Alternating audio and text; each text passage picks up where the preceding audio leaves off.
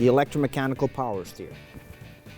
Radar sensors, cameras, the whole 9 yards. Everything is coming into the computer, getting processed.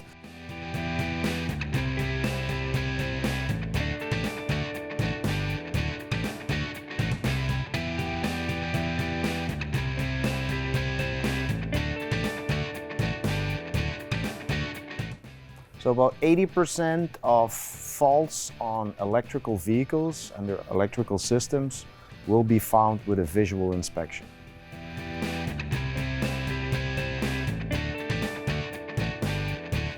A radar sensor,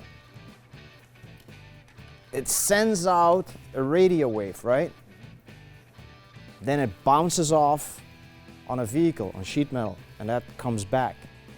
At what kind of speed does that do it?